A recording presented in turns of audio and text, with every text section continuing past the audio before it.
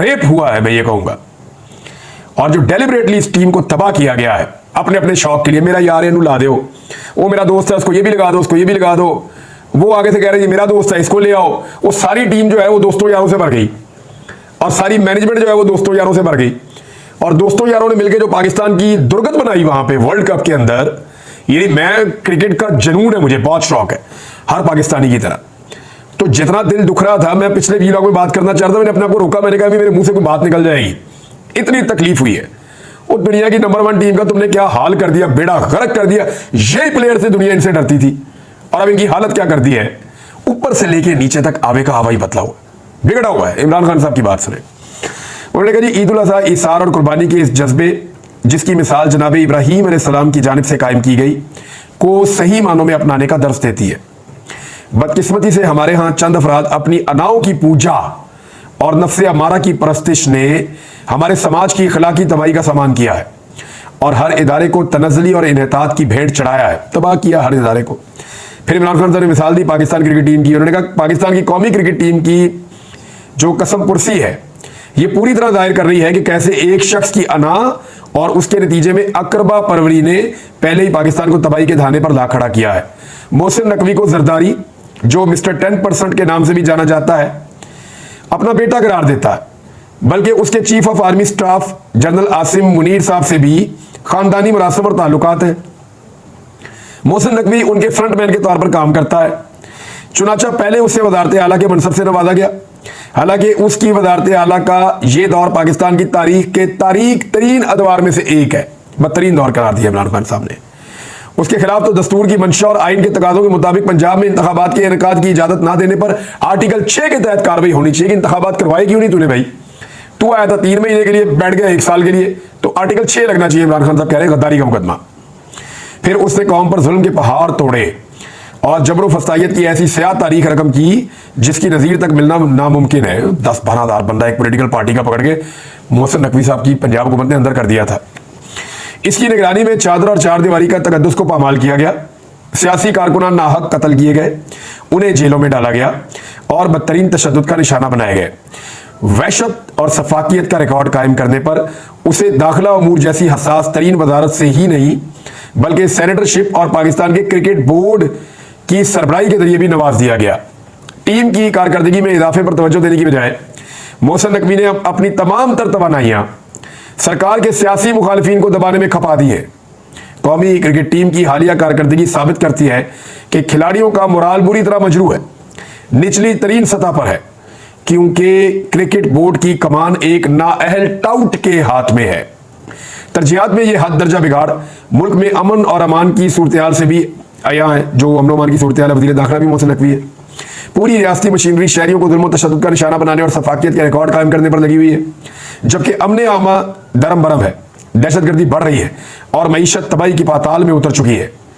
अब हतमी तौर पर जंगल के बादशाह जो बुनियादी तौर पर इस मुल्क में डोरियां हिलाता है, उसको इदारों की तबाही का सिलसिला फिलफौर तर्क कर देना चाहिए। वक्त आ गया है कि अपना किबला दुरुस्त किया जाए, कबल इसके कि मुल्क का हशर भी वही हो जो 2024 के वर्ल्ड कप में पाकिस्तान कौमी क्रिकेट टीम का हुआ है।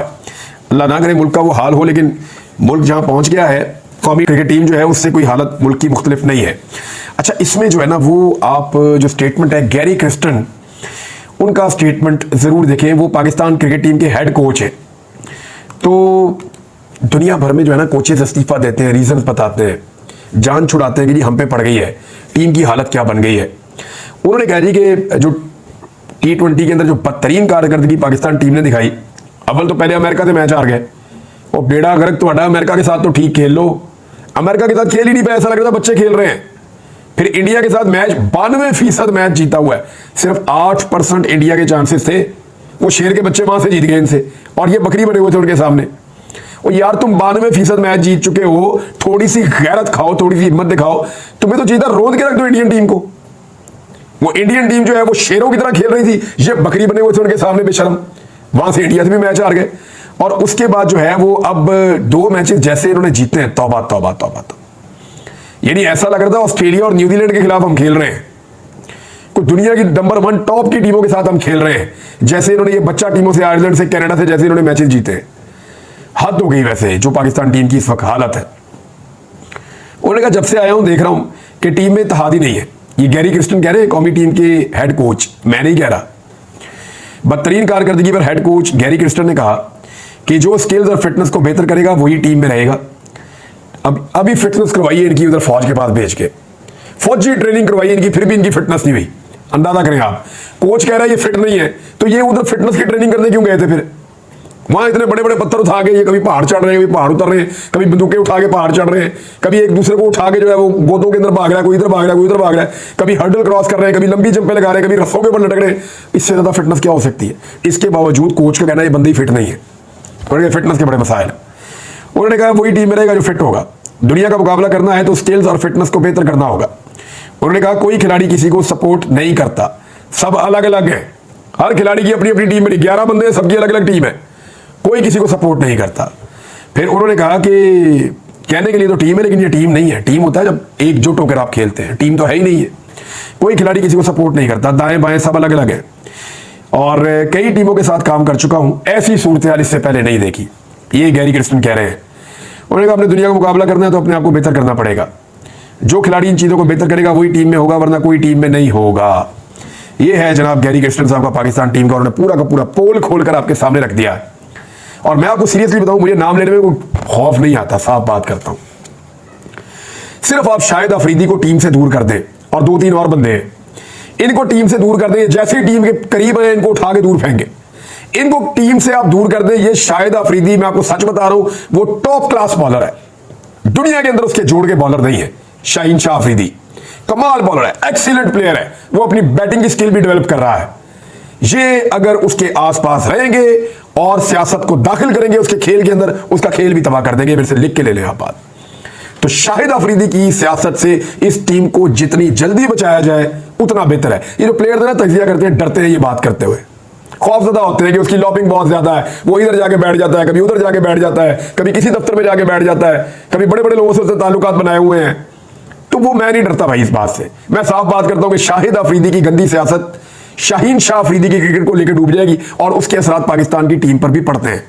लिहाजा ये गंदी सियासत से पाकिस्तान टीम को बचाया जाए। खबरें नादरीन और भी बहुत सारी हैं, लेकिन एक खबर मैं आपको देना चाहता हूं और बाकी खबरें आपको अगले वीलॉग में जरूर बताऊंगा। लेकिन एक खबर मैं आपको देता हूं, ये एक सर्वे आया जनाब, और ये सर्वे PMLN ने बहुत ज्यादा शेयर किया है। मरियम नवाज साहिबा के बारे में ये सर्वे है, और वो सर्वे ये बता रहा है कि इस वक्त वो बहुत मकबूल हो चुकी है पंजाब में। तो जरा इसका पोल खोलते हैं, आपको बताते हैं। ये सर्वे जो है ये IPOR ने किया है, यानी institute of public opinion and research. ये एक ऑर्गेनाइजेशन है जिसने सर्वे किया है, और ये जो है ये करती है अफ्रीका में काम, यानी अफ्रीका के अलावा इनके कोई आपको वेबसाइट पे कुछ दिखाई नहीं देगा। अफ्रीका में कहीं काम करते हैं, लगता है इनकी कोई ब्रांच जो है वो पाकिस्तान में खुल गई है, या जैसे किसी ने कोई इनकी फ्रेंचाइज ले ली है पाकिस्तान में, ऐसा ही लगता है। और ये पाकिस्तान के बारे में इनके छोटे छोटे सर्वे पहले भी आए हुए थे और अब भी आए हुए हैं। मैं आपको इसकी हकीकत बताता हूँ। एक तो ये क्वांटिटेटिव सर्वे है जिसको दुनिया के अंदर अब नहीं माना जाता, और ये कहा जाता है कि 10 आदमी ये डिसाइड नहीं कर सकते कि 10-12 करोड़ का सूबा जो है वो क्या कह रहा है या उसकी मुश्तरका आवाज क्या है। बहरहाल जो मरियम नवाज के बारे में सर्वे शेयर किया गया वो ये कहता है, और मरियम नवाज ने खुद शेयर कर दिया अपने अकाउंट से, यानी अपनी तारीफें खुद ही करते हैं। अपने 20-20, 25-25, 40-40 फॉलोअर वाले अकाउंट है, वो अकाउंट कोई चीज डालते मरियम नवाज ऊपर जो है स्माइली डाल के, कभी दिल डाल के, कभी तालियां डाल के, कभी कुछ डाल के, तो वो उसके ऊपर जो है वो रीपोस्ट करती रहती है। यार ये हुकूमत चल रही है, मजाक चल रहा है, ये तो बच्चों वाले काम है। यानी इंटर की बच्चियां जो हैं या जो मैट्रिक की बच्चियां हैं वो इस तरह की हरकतें नहीं करती जिस तरह की भाई वज़ीर आला पंजाब कर रही है। ऐसा अजीब टिकटॉकों का शौक है, अजीब गरीब किस्म के इनके शौक है, मेरी समझ से बाहर है कि ये हुकूमत चल रही है या कोई ड्रामा चल रहा है, फैंसी ड्रेस शो चल रहा है, या कोई मजाक चल रहा है, समझ से बाहर है। वो ये कहते हैं जी कि मरियम नवाज जो है वो पंजाब के 55% लोग मरियम नवाज की जो कारकर्दगी है उससे बहुत मुतमईन है। ये तो हो गया सर्वे। अब जरा सर्वे कंपनी का पोल खोलते हैं आपके सामने।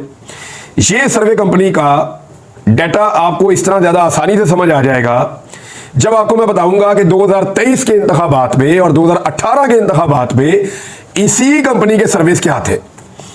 2023 के इंतखाबात में जब सारी दुनिया गवाही दे रही थी, मुस्लिम लीग नून के अपने लोग गवाही दे रहे थे कि यार इमरान खान का मुकाबला नहीं हो सकता, यानी जब मुस्लिम लीग नून, मियां नवाज शरीफ, उसके अपने दोस्त, उसके अपने लोग कह रहे थे कि मंजी ठुक गई है, जब वो कह रहे थे कि इमरान खान का कोई मुकाबला नहीं हमारे साथ, वो हमसे बहुत आगे निकल गया है, तो उस वक्त भी ये सर्वे जो है, ये कंपनी उस वक्त भी ऐसी जबरदस्त थी कि ये तब भी कह रही थी पाकिस्तान की सबसे मकबूल जमात नून लीग है।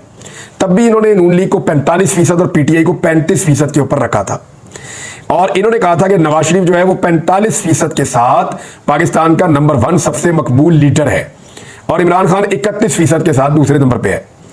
अंदाजा कर लीजिए आप। और अभी भी नून लीग से पीटीआई की सीटें बहुत ज्यादा हैं, अभी भी नून लीग से पीटीआई के वोट बहुत ज्यादा हैं, बदतरीन धांधली के बावजूद, 2 नंबरी और फ्रॉड के बावजूद, 45 और 47 के बावजूद आज भी पीटीआई की सीटें और वोट नून लीग से बहुत ज्यादा हैं, वो बहुत आगे हैं इनसे। ये तो कोलिशन गवर्नमेंट इनकी बनी हुई है। तो ये सर्वे उस वक्त भी झूठ बोल रहा था। घर की कंपनी है, जो मर्जी सर्वे करवा ले, और ये भी कह रहे थे कि हुकूमत किसकी बनेगी। तो उस वक्त इन्होंने सर्वे किया था, IPOR ने 51% नून लीग, 34% पीटीआई और 7% पीपल्स पार्टी। तो मामला यह है कि इनके सर्वे की हकीकत तो आपको पता चल गई। एक सर्वे मैंने भी करवाया, वो मैं देख लेता हूं अभी तक कितना वोट पड़ा है, क्योंकि फिर मैंने सोचा कि ये क्वांटिटेटिव सर्वे है, इसको अब दुनिया नहीं मानती। वो ये जानते हैं कि जो नए टूल्स आ गए हैं सोशल मीडिया के, वो बेस्ट तरीका है ये जज करने का कि कितने लोग किसको पसंद करते हैं, लोगों की राय जानने का। क्योंकि वहां पे आप 2 नंबरी नहीं कर सकते, ट्विटर के ऊपर आप सर्वे करें, टक करके आपको वोटिंग आपके सामने आ जाती है। तो यहां हमने जनाब वोटिंग करवाई, और अब तक लगभग कुछ 10,000 लोगों ने इस पर वोट डाला है। इनका सर्वे टोटल 2,000 का है। ये 10,000 लोग यहाँ वोट डाल चुके हैं। ये मेरे ख्याल में 1 लाख तक तो जाएगा ये सर्वे, या 50,000 से तो ऊपर जाना चाहिए डेफिनेटली, जितनी तेजी से ये हो रहा है। अभी तकरीबन आधा घंटा पहले मैंने किया था, लगभग 10,000 के करीब वोट पड़े। मैंने सर्वे किया कि क्या आप मरियम नवाज की पंजाब हुकूमत की कारकर्दगी से मुतमईन है, हाँ या नहीं। हाँ के लिए 4%, नहीं के लिए 96%। 96% of the people using Twitter या एक्स, वो बड़ा कैटेगोरिकली और क्लियरली ये कह रहे हैं कि जनाब वो मरियम नवाज शरीफ की कारकर्दगी से मुतमईन नहीं है। तो ये जनाब इस सर्वे का पोल मैंने आपके सामने खोलकर रख दिया है। कुछ और खबरें हैं आपके साथ शेयर करता हूं, लेकिन एक चीज आपको बताता हूं, मलकू को रोक दिया जी। मलकू गाना गाता है, कैदी नंबर 804 वाला, कोई नकदा कोका गाना है उनका, और वो नकदा कोका गाना मशहूर हो गया, और उसके अंदर एक शेर था कैदी नंबर 804, उसकी वजह से मलकू की गुड्डी चढ़ गई पूरी दुनिया में। अब मलकू जो है वो जिधर जाता है वो सेलिब्रिटी बन जाता है, एक गुलूकार है। मलकू बहुत लंबे अरसे से स्ट्रगलिंग गुलूकार है, बड़ा अच्छा गाता है, बड़े लंबे अरसे से काम कर रहा है, और बड़ा जबरदस्त आर्टिस्ट है, बड़ा जबरदस्त एंटरटेनर है। तो लेकिन जो गुड्डी सही चढ़ी है ना, वो इस गाने से चढ़ी है। यानी मिलियंस के अंदर व्यूज जाते हैं उसके, और जहां वो जाता है वो पूरी महफिल लूट लेता है। ये नकदा कोका गा के, इस पे कैदी नंबर 804 वाला जो है। तो वो जो कैदी नंबर 804 वाला है, उसकी वजह से अभी ये कोई इनका यूरोप का टूर था मलकू का, और इसने मुख्तलिफ जगहों पे कॉन्सर्ट करने थे बरतानिया के मुख्तलिफ शहरों में, और वहां गाना गाना था नकदा कोका। तो इसको ECL में नाम डाल के इसको रोक लिया गया एयरपोर्ट पे। वो बार बार बेचारे कोशिश करते रहे। अजहर सिद्दीक साहब जो हमारे सीनियर लॉयर है, वो भी बड़ी कोशिश करते रहे, लेकिन मलकू को नहीं जाने दिया गया। तो 804 नंबर का जो कैदी है ना, उसका खौफ तो अपनी जगह पे है। अगर कोई उसके नाम से गाना भी गाए ना, उससे भी खौफजदा है पूरा सिस्टम। अब अंदाजा करें कि इधर ये करवा रहे हैं झूठे सर्वे, असल सर्वे तो ये है कि सिर्फ एक शेयर है एक गाने के अंदर, और एक पूरी टीम को रोक दिया गया कि हमने बरतानिया जाने ही नहीं देना, नाम डालो इसका ICL पे। ये है कैदी नंबर 804 का खौफ। ये है रियल सर्वे जो आपको बताता है कि जमीनी हकायक क्या है। अब तक लेते हैं, अपना ख्याल रखिएगा, अपने इस चैनल का भी। अल्लाह हाफिज।